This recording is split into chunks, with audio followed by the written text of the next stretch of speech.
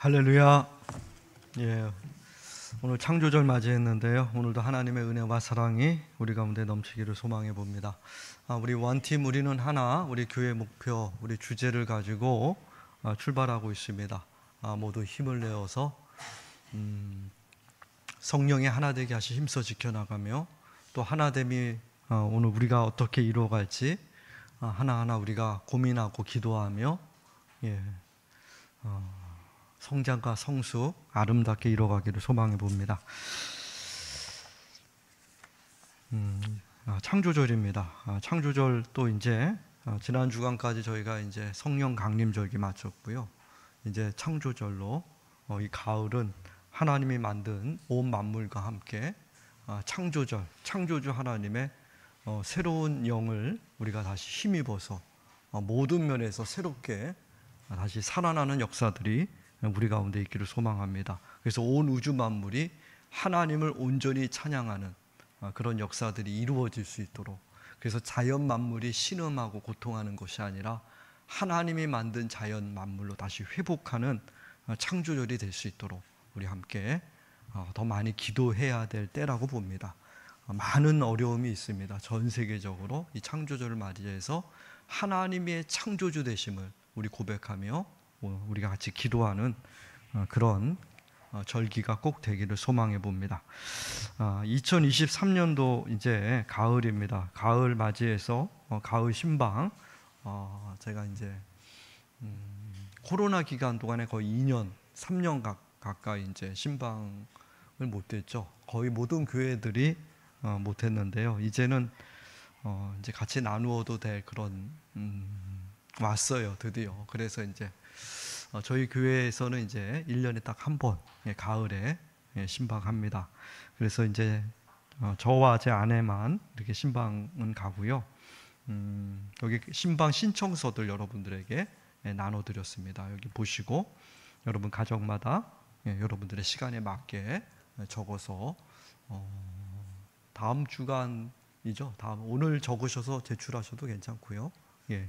저에게 제출해 주시면 좋겠습니다. 그래서 이거 보시고 여기 9월만 나와 있는데요. 10월까지 저희가 진행을 하고자 합니다. 가능하면은 여러분 오전보다는 오후 시간으로 좀 많이 잡아줬으면 좋겠고요. 여러분들이 좋은 시간에 적어주시면 같이 또 제가 연락드려서 알맞는 시간으로 신방하고자 합니다. 신방 준비에 대해서 또 옆에 이렇게 기록이 되어 있습니다. 한번 읽어보시고 각 가정마다 기도하면서 그렇게 여러분들의 가정 안에서 이루어지는 일들 함께 나누며 또 교제하며 기도하는 그런 귀한 자리가 되기를 함께 기도합니다. 저도 기도로 준비하고요. 여러분 가정도 기도로 같이 준비해 주시면 좋겠다 이렇게 생각이 듭니다. 120 전도 캠페인 위해서 여러분들 많이 기도해 주시고 기도뿐만이 아니라 그 마음이 되게 중요하겠죠. 우리가 항상 여러분 기도하시면서 섬김의 사람을 찾아갈 수 있는 그런 시간들이 꼭 되기를 원합니다. 그래서 120 하나님께서 120명의 성도, 아까 주일학교 예배 드리는데 우리 어린이가 하나님은 12이라는 숫자를 갖다 왜 이렇게 좋아하세요? 얘기하더라고요. 120명도 마찬가지겠죠. 하나님께서 풍성함입니다.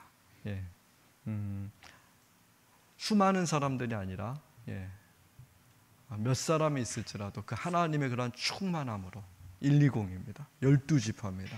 그런 하나님의 은혜를 우리가 경험할 수 있도록 함께 기도하며 전하고 증거하는 여러분들이 꼭 되기를 소망합니다. 모임은 아둘람 소그룹 오늘 오프라인 모임이 있고요. 그리고 아마 이제 푸른돌도 이제 방학 맞춰서 이제 개학하지 않을까 이렇게 생각이 됩니다. 소그룹 모임 또 소그룹 리더자들 위해서 많이 기도해 주시고 함께 해 주시기를 바랍니다. 오늘 저희는 이제 창조절 맞이했는데요. 창조절 맞이해서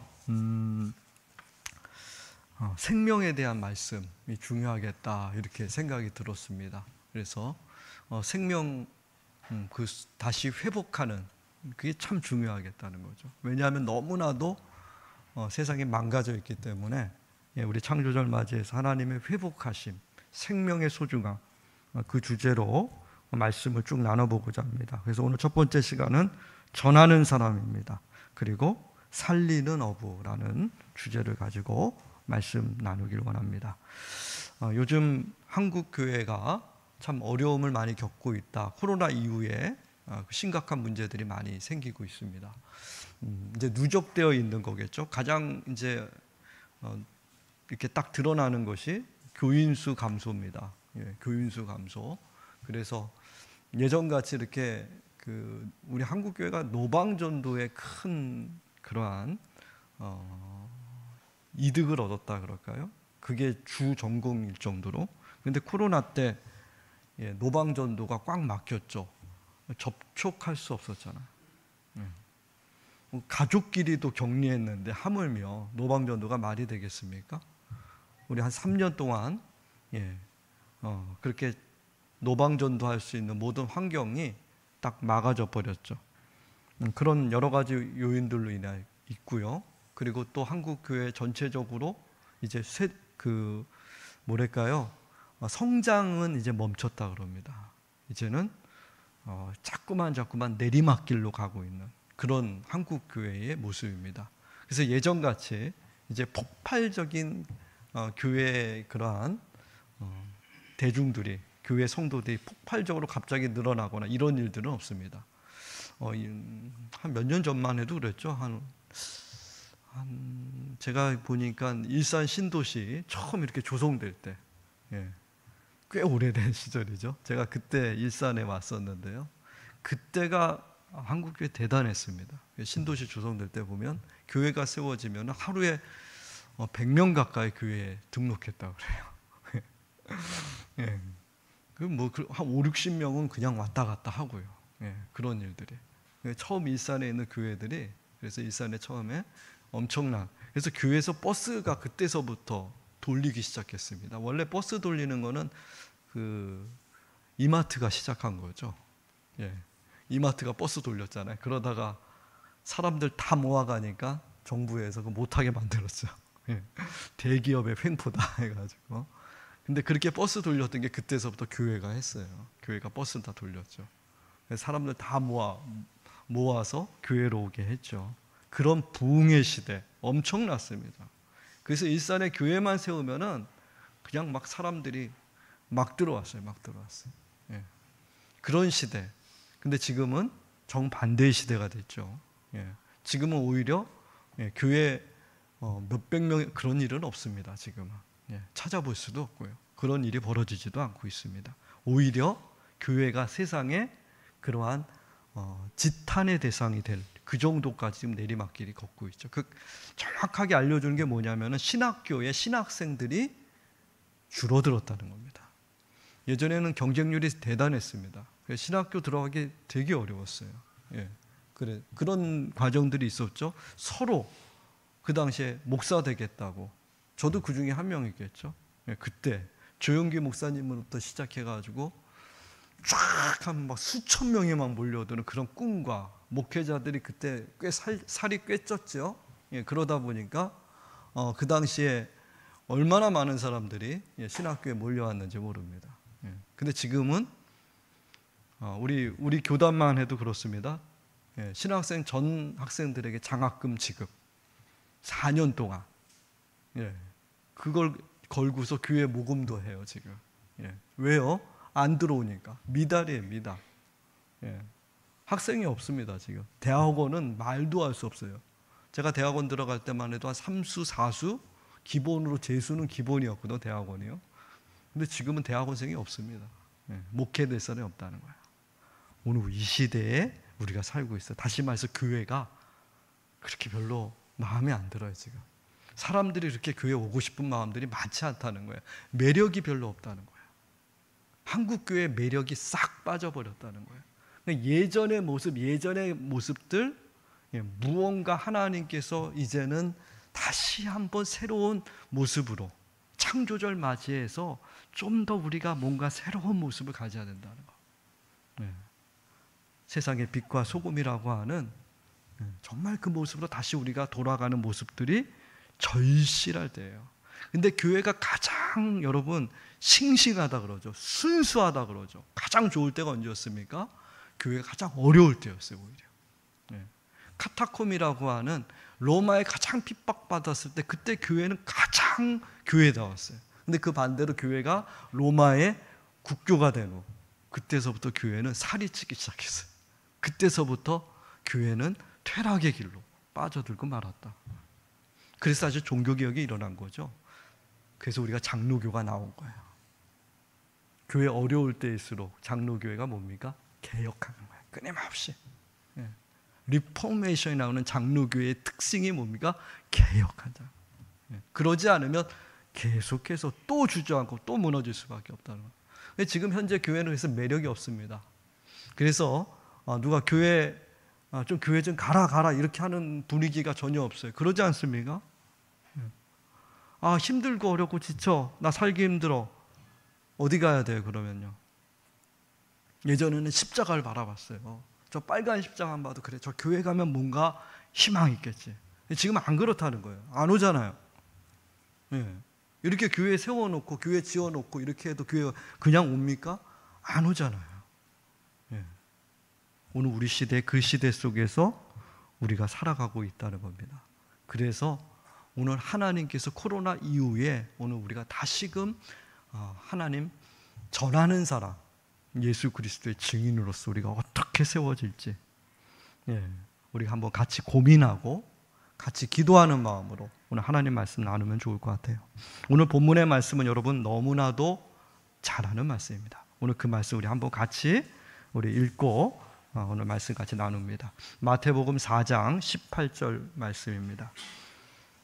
사람 낚는 어부에 대한 말씀이죠. 마태복음 4장 18절에서 24절까지 우리 말씀 한번 찾으셔서 함께 봉독합니다. 갈릴리 해변에 다니시다가 두 형제 곧 베드로라 하는 시몬과 그의 형제 안드레가 바다에 그물을 던지는 것을 보시니 그들은 어부라. 말씀하시되 나를 따라오라. 내가 너희를 사람을 낚는 어부가 되게 하리라 하시니 그들이 곧 그물을 버려두고 예수를 따르니라. 거기서 더 가시다가 다른 두 형제 곧 세베대 아들 야고보와 그의 형제 요한 그의 아버지 세베대와 함께 배에서 그물을 깁는 것을 보시고 부르시니 그들이 곧 배와 아버지를 버려두고 예수를 따르니라. 예수께서 온 갈릴리에 두루 다니사 그들의 회당에서 가르치시며 천국 복음을 전파하시며 백성 중에 모든 병과 모든 약한 것을 고치시니 그의 소문이 온 수리아에 퍼진지라. 사람들이 모든 앓는 자 곧 각종 병에 걸려서 고통당하는 자, 귀신 들린 자, 간질하는 자, 중풍병자들을 데려오니 그들을 고치시더라. 아멘. 오늘 예수님께서 제자를 부르시는 말씀입니다. 사람 닦는 어부 되게 하겠다. 우리 주일학교서부터 교회 신앙생활 하시는 분들은 너무나도 많이 들었고 전도할 때 이 말씀 절대로 안 빠지는 거죠. 사람 낚는 어부가 되죠.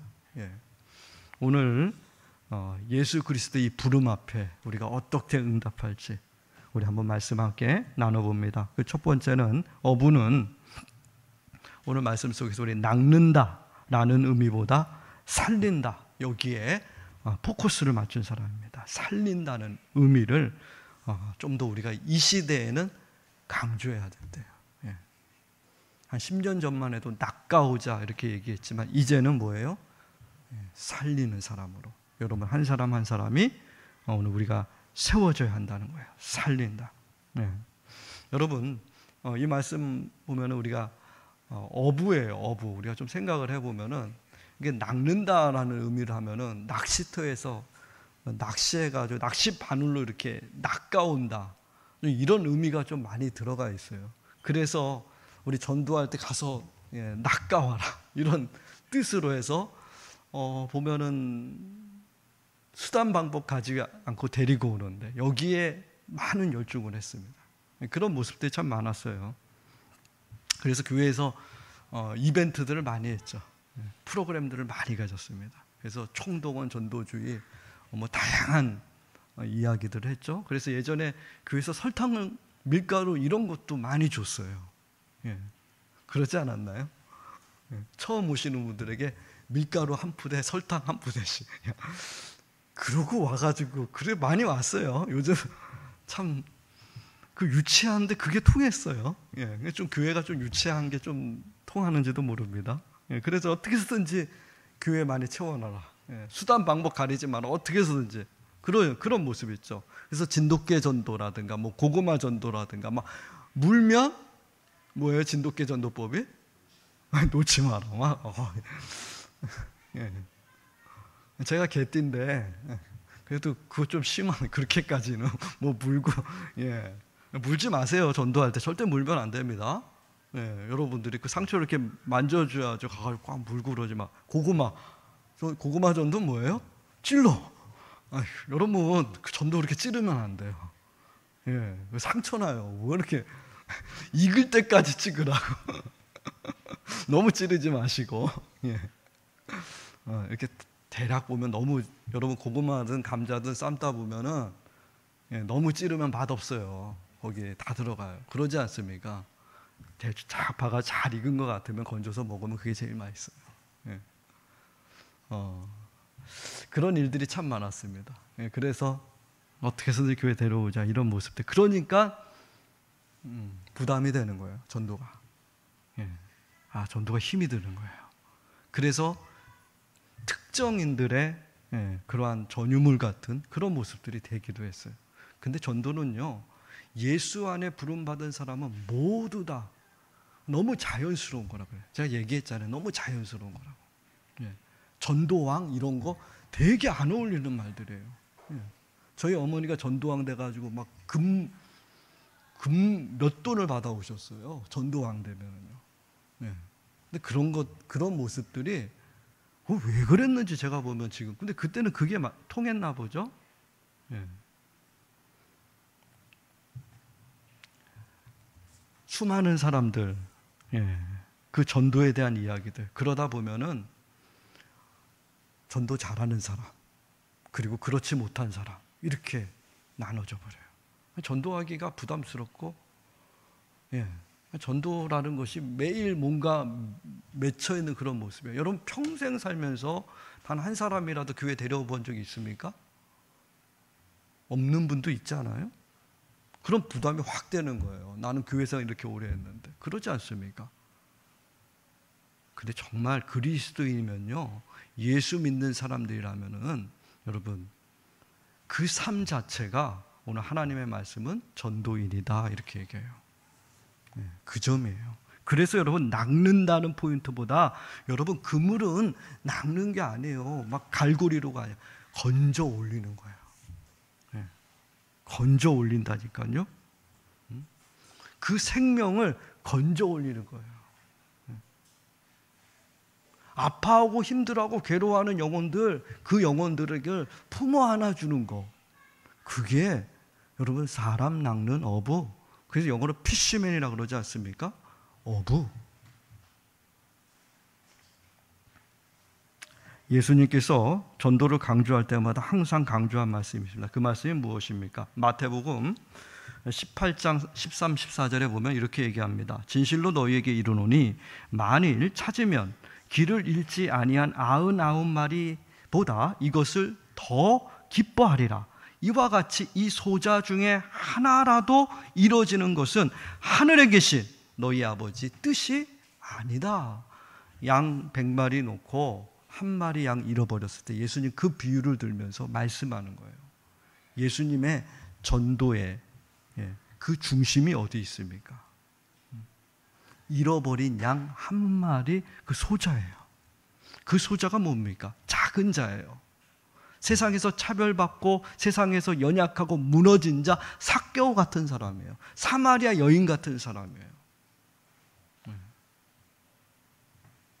여러분 그 한 생명을 향한 예수님의 마음, 그 생명이 회복되고 새로워지고 다시 소생하는 것, 여러분 전도가 바로 거기에 포커스가 있어요.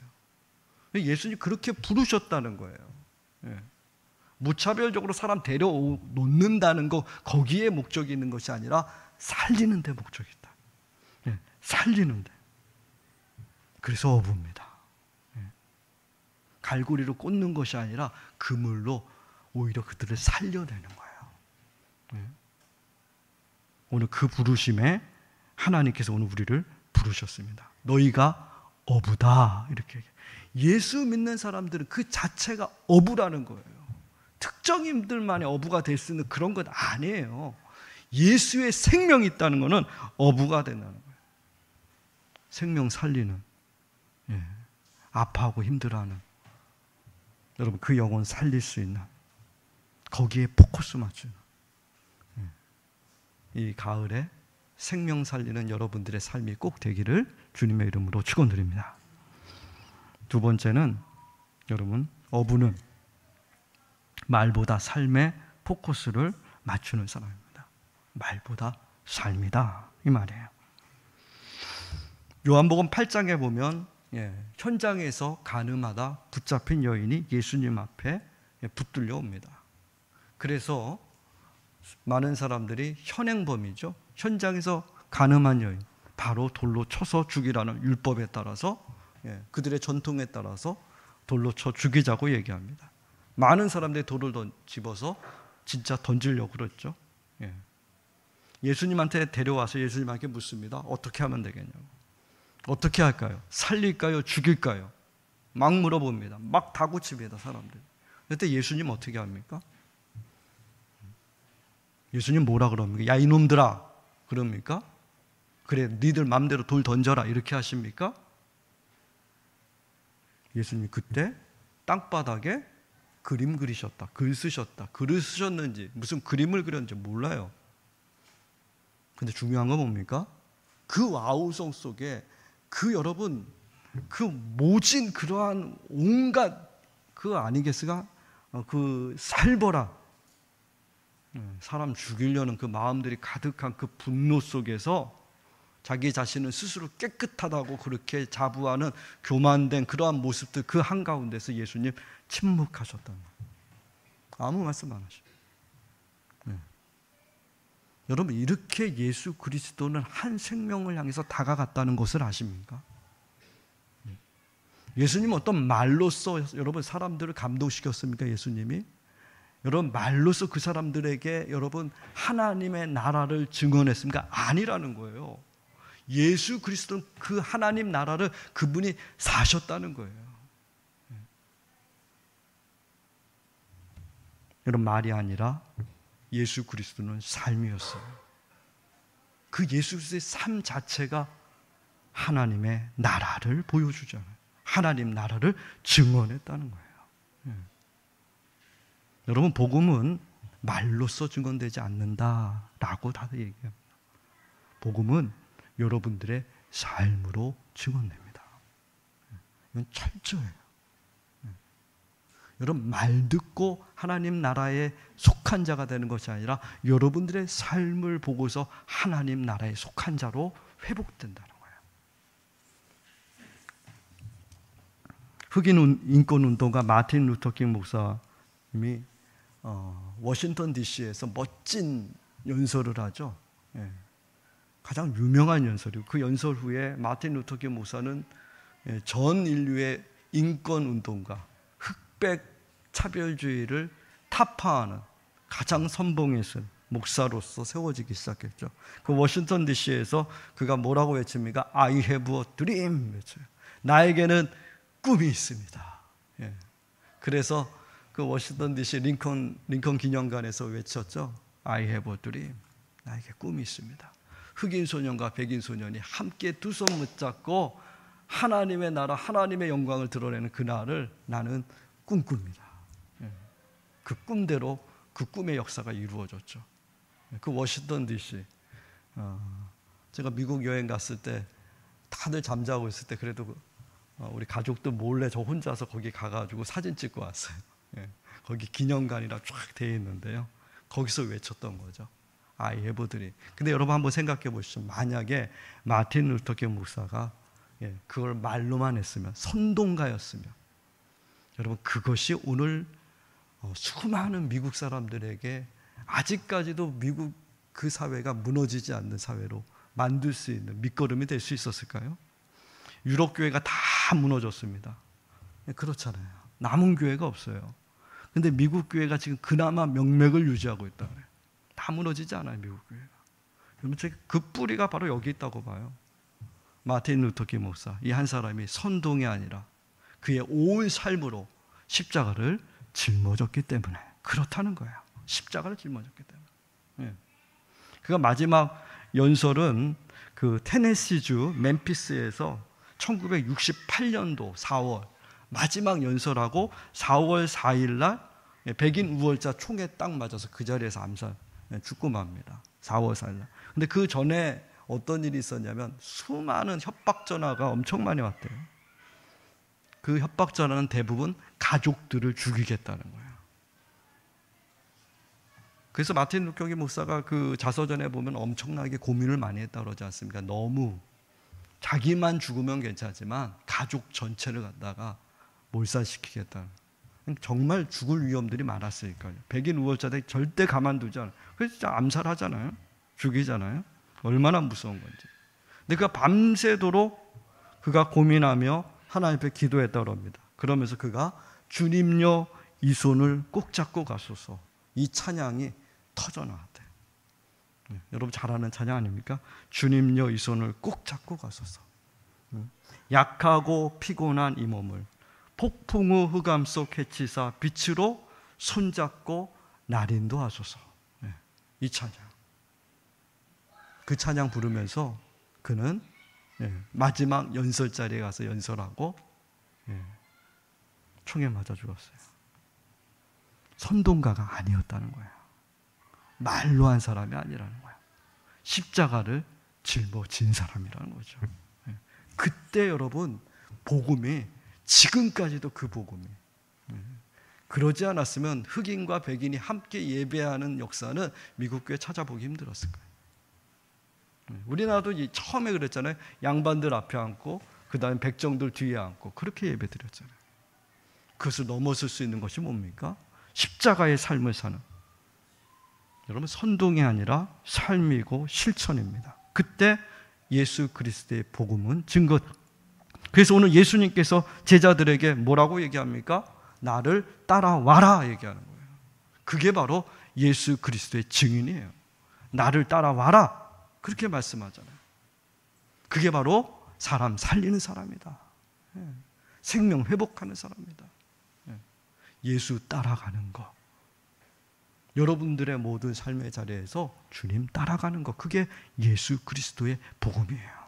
그때 복음이 증거되는 거예요. 그러므로 여러분 중요한 것은 여러분들의 뭐예요? 삶의 자리예요. 일상이에요. 어디서 예수 따라가겠습니까? 예수님이 예수 따라오라는 것이 여러분 예수님과 함께입니까? 매일 예수님과 아니잖아요. 예수님과 함께한 생활은 단지 3년에 불과해요.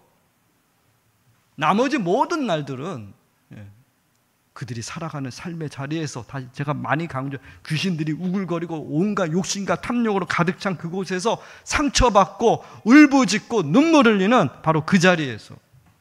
그래서 일상이 중요한 거 아니에요. 거기서 여러분들의 가장 많은 시간을 보내는 가정에서, 그렇지 않습니까? 거기서 예수 따라가는 거야. 여러분들의 가정에서 오늘도 상처받은 자녀들이 있지 않습니까? 오늘 아파하고 힘들어하는 사람들이 있지 않습니까? 여러분 그거 손 붙들어주는 게 얼마나 중요한 전도인지 압니까? 내가 먼 곳에 나가서 전하지 못해도 그러잖아요. 찬송가도. 내 가정이 제일 중요한 것 아니겠습니까? 여러분 직장 아니겠습니까? 여러분 수많은 사람들 교회에 나오는 이유가 뭡니까? 내가 저 사람 보니까 교회 한번 가봐야겠다. 여러분 그게 복음 증거 아니겠습니까? 말이 아니라 삶으로 여러분들이 그 복음의 증인 되십시오. 여러분들의 일상이 예수 그리스도를 증거하는 삶이 되기를. 여러분 교회당에 데려오는 것이 목적이 아니라 여러분 거기서 살리라는 거예요. 거기서 생명을 갖다 회복시키라는 거예요. 여러분 가장 가까이 있는 여러분 가정 안에서 식구들조차 살리지 못한 무슨 여러분 주변에 있는 사람도 데려오겠다는 겁니까? 여러분 가정에서 먼저, 여러분 직장에서, 그리고 이 교회 공동체 안에서 우리가 살려야 되잖아요. 그때 여러분 복음은 어디까지요? 그때 땅 끝까지 이르러 하나님의 놀라운 역사들. 그래야지 선교사님들이 가가지고 복음 증거하는 거 아니에요. 여러분의 삶의 자리에서 여러분 말보다 몸으로 여러분의 삶으로 예수 그리스도 열심히 따라가는 복음의 증인들이 되기를 소망합니다. 마지막, 여러분, 어부는 삶의 우선이 전도에 맞춰진 사람입니다. 우선순위가 전도다, 이렇게 얘기해요. 오늘 말씀의 20절, 22절에 보면 20절에 그들이 곧 그물을 버려두고, 22절도 그러죠. 곧 배와 아버지를 버려두고, 이게 말이 나와요. 예수님께서 나 따라와 그랬더니 제자들이 그 고기 낚는 어부들 있잖아요. 갑자기 그물을 버려두고 예수를 쫓았다. 그리고 또 가다가 야고보하고 요한이 고기 낚는 그 일을 하고 있는 거 보면 날 따라오라 그랬더니 그들은 어떻게 합니까? 아버지와 배까지도 버려두고 즉시 예수님을 따랐다. 여러분, 만약에 예수 그리스도를 따라가는, 사람을 낚는, 사람을 살리는 어부라는 일이 내게 부담스러운 일이라면, 그게 억지로 됐다면 이렇게 했을까요? 그러지 않았다는 거예요. 그 즉시 그들이 이 속에서부터 막 우러 넘쳐났다는 거예요. 그 예수 그리스도의 복음을 나누는 것, 전하는 전도인이 되는 것이 그들에게 엄청난 뭐랄까요? 자부심, 의미, 가치, 그 모든 것이었다. 그 즉시예요. 다 버려두고자. 여러분, 어부에게 있어가지고 그물보다 더 귀한 것이 어디 있습니까? 생명줄 아닙니까? 그걸 갖다 그 즉시 내려놓고 따라갔다? 여러분, 이게 삶의 우선순위 아니냐는 거예요. 이들에게. 이게 얼마나 중요한 일이에요. 여러분, 그래서 교회에 오시면 전도하라, 전도하라 얼마나 강조합니까? 좀 맞는 말이라고 해요. 전도보다 귀한 것 없어요. 왜요? 전도만큼 우리의 삶을 풍성하게 해주는 것이 없기 때문에요. 그게 바로 생명 살리는 거예요. 여러분들이 언제 가장 기뻤습니까? 한번 생각해 보세요. 언제 가장 기뻤어요? 언제요? 별로 기쁜 날 없었어요? 자녀 태어났을 때 아닐까요? 자녀 태어났을 때. 너무 먼 일인가요? 그때 하나님께서 만든 모든 피조물들의 가장 큰 기쁨은 자기의 자녀 낳았을 때 같아요. 그때 어미의 그 기쁨, 그건 말로 다 할 수 없는 기쁨. 생명이 살아났기 때문에, 생명이 소생했기 때문에, 그게 엄청난 기쁨이라니까요. 그래서 여러분, 사도행전 8장 7절 8절에 보면은 이렇게 얘기합니다. 많은 사람에게 붙었던 더러운 귀신들이 크게 소리를 지르며 나가고 많은 중풍병자와 못 걷는 사람이 나으니 그 성에 기쁨이 있더라. 어떤 기쁨이요? 큰 기쁨이. 이게 바로 전도입니다. 예수 그리스도의 복음이 증거되고 빌립을 통해서 그 온 성에 회복의 역사가 일어나는 거예요. 상한 영혼이 다시 상처가 아물어지고 치유받지 못한 사람이 거기서 힐링하고 새 힘을 얻고 죽어나가던 인생들이 다시 그 희망을 얻고, 그 역사예요. 살아나는 역사가, 누군가가 다시 소생하는 그 역사가 이렇게 큰 기쁨이라는 거예요. 그래서 그냥 기쁨보다 큰 기쁨이, 그게 전도에 있다는 거예요. 여기 데려와서가 기쁨이 아니라요. 그거 아니라니까요. 낚아오는 게 기쁨이 아니라, 여러분, 내 옆에 있는 사람이 살아나는 것보다 더 귀한 것이 없기 때문에 그거 진짜 큰 기쁨이에요. 내 아내가 살아나고 내 남편이 살아나고 여러분, 내 자녀들이 다시 일어나는 거, 희망을 갖는 거, 여러분, 그게 얼마나 큰 기쁨인데요. 억만금이 있다고 기쁩니까? 수억이 있다고 기쁩니까? 재벌됐다고 기뻐요? 명품이 있다고 아니요. 내 옆에 힘들고 지친 영혼이 힘을 얻고 새 힘을 얻고 다시 일어날 때, 그보다 더 큰 기쁨이 없어요. 그러니까 제자들이 모든 건 다 내려놓고 따라가는 거 아닙니까? 그 기쁨. 내가 무슨 삶을 살더라도 누군가를 살릴 수 있다면, 그보다 귀한 일이 세상에 어디 있습니까? 내 자녀를 살리는 일, 내 옆에 있는 이웃을 살리는 일, 큰 기쁨이에요. 그게 그래서 예수 그리스도를 따라가는 사람들의 삶의 우선순위가 되는 거예요. 너무 큰 기쁨이기 때문에. 여러분, 그 기쁨을 여러분 예수님과 함께 나누시고 누리시는 하나님의 백성들이 꼭 되시기 바랍니다. 그게 복음 전하는 사람들이에요. 그렇게 열심히 예수를 전하면 여러분 피쉬맨입니다. 어부 되시기 바랍니다. 어부 되시기를. 말씀 마치고자 합니다. 제가 우체국에 갔다가